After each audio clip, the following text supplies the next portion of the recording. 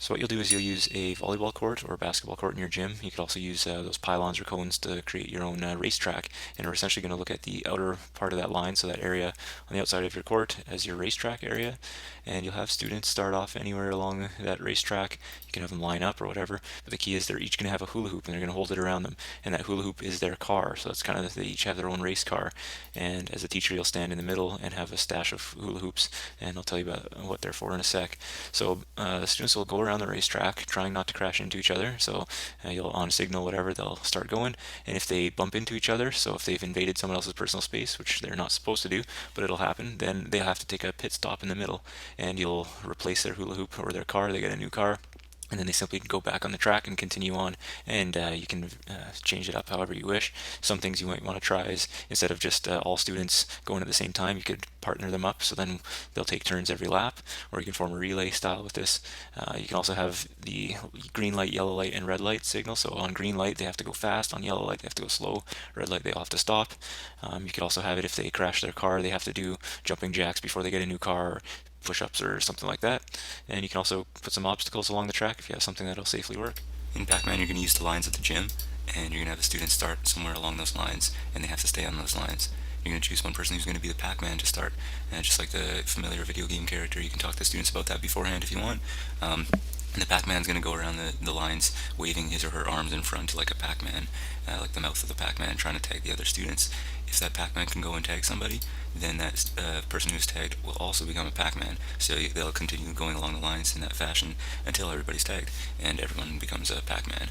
So it's a very simple idea, and the kids have a lot of fun with this one. So in this game, half your students will be bridges, and the other half will be rivers. And on the signal, they'll start moving around, or better yet, you can use music. So when the music starts, the students start running around in whatever direction they want. And when the teacher yells out bridges, for example, then all the bridges will have to turn into a bridge, and they can do this with the butt up in the air or the reverse bridge, however they want to choose. And then the other students, the rivers, will have to crawl underneath as many bridges as possible until the music starts up again. So when the music starts up again, they're all moving around throughout the floor, and if rivers is called out, then all the rivers will lay flat and form a river, and then the bridges will have to go and jump over all the rivers. And so it's a very simple idea. And you can also do this with rolling a ball under the bridges or bouncing a ball over the rivers, depending what it's called. So to start, this game can be played in the gym, or it might better be played outside on the grass where there's a little bit of give, and depending on your competitiveness level of the groups. And so to start, you're going to place down two skipping ropes about a foot or two apart, and they're going to form the river. So you tell the players to imagine there's a river running between those ropes. And you might start getting the idea here. You're going to have a group. You can have, we see 4 players here. You can use your whole class as one big group, or you can divide them up into small groups and have them all spread out in different little like mini games throughout the field.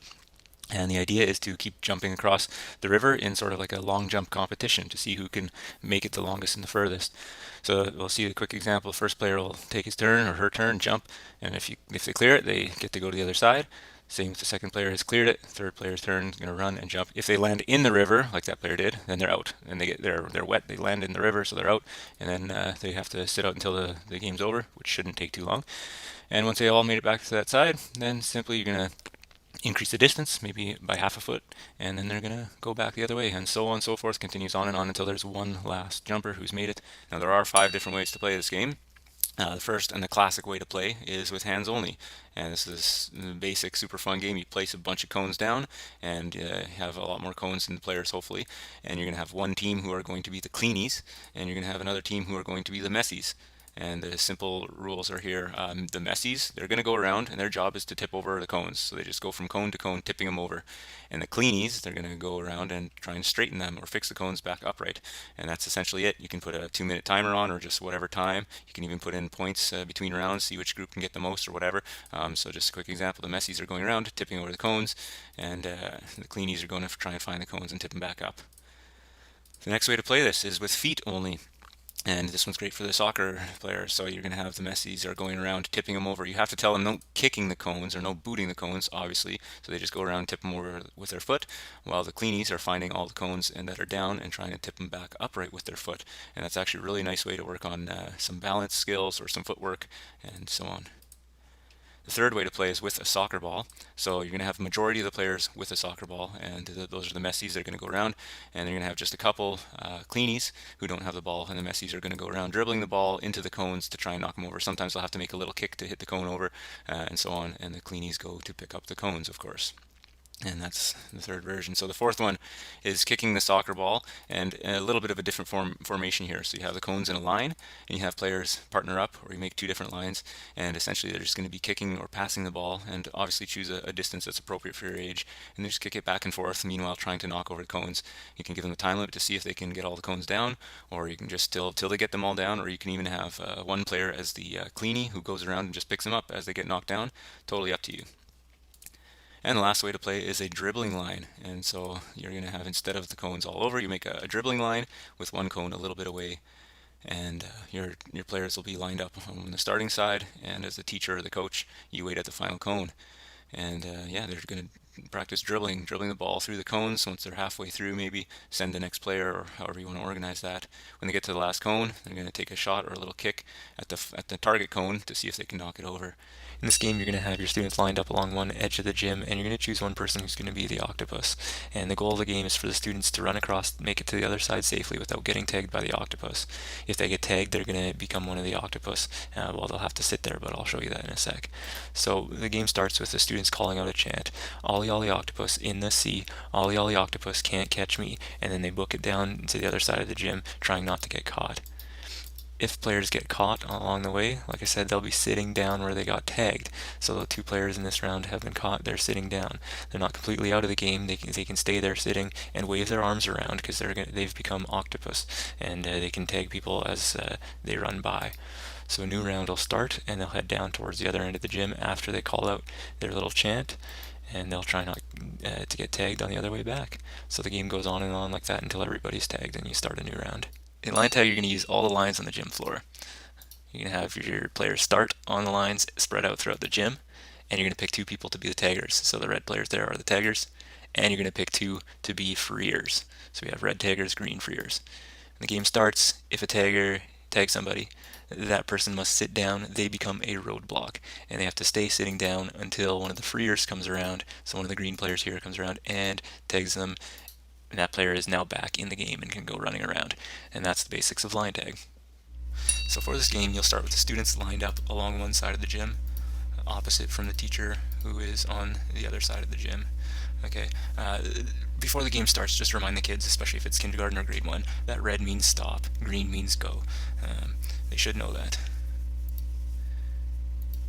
So a teacher yells green light, they start running, or maybe it's jogging, or maybe it's skipping or hopping, or any of the movement skills. Okay, the teacher yells red light, they must stop. Teacher yells green light, so they start moving again. Teacher yells red light, they've got to stop. We have here Josh right there, didn't stop at the red, so he's got to go back to the beginning. Poor Josh. So here we have a tagger in the middle, and that's the chef, and you're going to have 4 exercise mats down towards the corners, and players are going to start by laying down on those mats. They're the gingerbread men, and the chef is going to call out, run as fast as you can't catch me, I'm the gingerbread man. And that's the signal for the players to get up and start running and try and get to a different mat. So if they're as called, they're going to be running to different mats, and anybody who gets tagged joins the tagger or the chef for the next round, so on and on until everybody's caught, or when you think. Also, you could do this like the British Bulldog style, where everybody's along one side laying down on the mats and run across to the other side, and however way you want to play it. So in this game, students will start spread out around the gym, and one student will start with a blue pool noodle, and the other will start with a red pool noodle. And if you don't have those pool noodles, you can use dodgeballs, they'll work the same. So you need a red and blue. The blue represents freeze, and the red represents melt or hot. And so basically on go, the one with the blue will go around chasing the players, trying to tag them. Anytime a player gets tagged, they must turn into an ice statue. So they form an ice statue, they're stuck there until the player with the red color goes around and melts that statue, and then the player can go and run around in the game. Alright, so in leapfrog tag, have the students spread out around the gym and choose 1 or 2 taggers, in this case one tagger, who's going to go around and try and tag these students, just like any tag game. So if somebody gets tagged in this game, they're going to have to crouch down like a frog, so they're turned into a frog, and they crouch down until somebody who isn't tagged comes around and leapfrogs over, the classic leapfrog maneuver, and that person then is back in the game. And that's it for leapfrog tag. In this game, you're going to want to have your students lined up against one side of the gym, and you'll pick one person to be the wolf, who will be facing the wall, so not facing the students. They can't see the students. Um, and what you're going to have is the students at the same time cue them in and have them call out, "What time is it, Mr. Wolf?" And they'll call it out, and the wolf will answer with a time. They get to choose what kind of time. In this case, 6 o'clock. So tell the wolf beforehand, make sure to be nice and loud. And then so yells out 6 o'clock. The students will then move 6 steps forward towards the wolf, counting out 1, 2, 3, 4, 5, 6. When they get there, they're going to ask again, "What time is it, Mr. Wolf?" The wolf will then reply, 11 o'clock in this case. So take the 11 steps moving forward towards the wolf. And when they get there, once more, "What time is it, Mr. Wolf?" The wolf calls out 5 o'clock, 5 steps towards the wolf. So we get the picture here. When they get close enough, the wolf's going to sense this. So they'll call out, "What time is it, Mr. Wolf?" Then the wolf will say lunchtime, and at that point the students are going to run away, not wanting to get caught by the wolf. So they're all going to start heading towards the beginning again, and the wolf's going to try and catch or tag one of the students. If a student is tagged, they're the next wolf. So in Lava Monster, you're going to use the lines in your gym floor, and you're going to place down exercise mats in the corners. If you only have a couple of them or one of them, you can put them down, or four, it doesn't matter. We have them in each corner here. You're going to place down a whole bunch of those poly spots, and then the students are going to start on the poly spots or on the lines, and you're going to have one student who is going to be the lava monster who also needs to be on the lines or the poly spots. And it's a very simple idea is players are going to try and run away from the lava monster without getting caught, and by also not going into the lava, which is any of the red spaces there. So if they go on the floor space that's not the lines or not the poly spots, they would be out. And so on the go signal, everybody's going to be moving around. Again, players can only go along the lines. So as a quick example, player there on the lines, or hopping from poly spot to the lines or back and forth, and they can only stay on a spot for a maximum of 5 seconds. So everyone's got to be moving around, all around at whatever time. If somebody misses a jump or steps into the lava, then they're out. They have to go to the exercise mat. And when they're there, they choose a mat. They can do some exercising, some stretches, whatever, hang out, do some handstands until the round is over. So that's kind of the waiting area. And of course, the lava monster is also going to be moving around too. And everyone's moving around, and then in 10-second intervals. So you're going to put music on or ring a bell for 10 seconds, and in those 10 seconds, that's when the lava monster is going to go try and tag as many people as possible in that 10 seconds. So of course, imagine everybody's moving around again at the same time, not just a couple of people.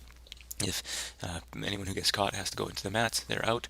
And then when 10 seconds ends, everyone still continues to move around, Lava Monster as well, but there is no tagging happening at this time, so leave it just a little bit. And again, you'll call out 10 seconds, and then the Lava Monster will go for that 10 seconds and try and catch more people. And you keep going until everyone has been caught, and then there's one person left. That could be the new Lava Monster. So you're going to start with your relay lines across from a hula hoop. So each team has their own hula hoop, and that is their pizza crust. And you're going to throw down a bunch of beanbags, different colors in the middle, representing different pizza toppings. So we got the red for pepperoni, green for green peppers, yellow for cheese, and gray for mushrooms. And if you don't have these colors, you can use whatever color and just tell them which one represents which topping. And so a simple idea, we're just going to look at one group here. You can imagine everyone's doing the same thing at the same time. So on the go signal, first person in line runs, grabs a topping of their choice, and puts it into their pizza. And then they run back, and they'll give their player a high five for the next person to go, and continues on. They'll grab a different topping or the same topping, whatever one they want, and bring it in and drop it. And so it's back and forth like that until all the toppings are gone. So as you see now, all the teams have finished and they've made their pizzas. And at this point, you're going to have everyone go to their pizzas, sit down quick. They're going to count them up. So first question, who had the most toppings in total? So they can work on their counting, count them all, work together to count them, and compare. And then you can go through the toppings, who had the most pepperoni, who had the most cheese, peppers, mushrooms, etc., and whatever toppings you choose. First part of this game is a verbal communication. So you're going to talk to the kids about verbal communication using words to convey a message, and you're going to put down hula hoops, one for each student, and you're going to tell them they're going to be birds, and they're standing in their nest at the top of a tree. And they can choose whatever bird they want, whether that's a killdeer, chickadee, robin, or so on and so forth. So that's the start. You're going to explain. In this game, the first part, very simple. They're going to communicate with each other using words to switch from one nest to the other. So they're going to fly out of their nest and switch with someone. So students are going to look to make eye contact, and they're going to ask a question. Hey, Sophia, do you want to switch? And then the person's going to answer, yes, they want to switch. Okay, super easy. Then they float out from their nests and fly and switch. Meanwhile, somebody else has made eye contact. Hey, Jordan, do you want to switch? Jordan says, no thanks. So, okay, then that player has to ask somebody else. Make eye contact first. It's really important. Hey, Sarah, do you want to switch? Sarah says, yep. So they're going to float out and switch. And so everyone's going to be doing this at the same time. And it actually lasts for about 5 minutes. The kids have a lot of fun. It looks kind of boring, but it's super fun. So they'll switch. They'll float out from their nests, one to the next, and so forth. Then there's part two. Part two then is nonverbal communication. So you stop the game at some point, you say, okay, everyone freeze in your nests, stay there. Now we're going to look at nonverbal communication. Explain it. It's a bunch of long words, hard to understand, but basically it means you're not talking, you're not allowed to use your words, you have to use signs or whatever. So again, eye contact is the first step to nonverbal communication. Make sure they're looking at you. Once you've made eye contact with somebody, instead of asking them, do you want to switch, you have to use your hands. So maybe do like the rotation, like a substitution sign to switch. And yes, by nodding your head, okay, so then those players are going to switch. And so two others have looked at each other and maybe with a finger pointing like, hey, just want to switch, but of course not saying it. And that player didn't want to. They shook their head no. Okay. And so then you get the idea here. Without using words, they have to make signs to switch. So that player wanted to switch, and so they switch. And again, this can go on for about 5 or 10 minutes. They can have a lot of fun without making any noise. It's a nice silent time in the gym, actually, but there's still a lot of movement. Then we move to part three and Hunter Hawks, and you might know this game already, but it's using the same idea. The birds are all in their nests at the top of the trees, and you're going to take away a couple hula hoops, 2 or 3 or 4, depending on how many you have, and the two nests that you take away, the birds without their nest, those are actually the hunter hawks. So they're going to start as the hunter hawks. And now what happens is the players are still going to switch. So they're going to communicate to do their switches. They can either use their words or no words. We see two players are about to switch here. And the hunter hawk's job is to try and swoop in and steal the nest as they switch. So, which that hunter hawk did. And so now one of those birds turns into the hunter hawk. So that player then is now a hunter hawk. And so that's the idea. Any hunter hawks, they have to be sneaky. There's a lot of strategy actually involved. So the players, when they want to switch, they have to be careful when they want to switch. Two players here, they've communicated, you want to switch? Yeah, they switched. Oh, and the Hunter Hawk swooped in, and so that bird is now a Hunter Hawk, and that game goes on as long as you'd like it to. You can take away more hula hoops as time goes on if you want, and that makes it more tricky, and super good progression, a lot of different things, a lot of different skills involved. I hope you enjoy this idea. If you've enjoyed this game, please subscribe for more games and visit PhysEdGames.com.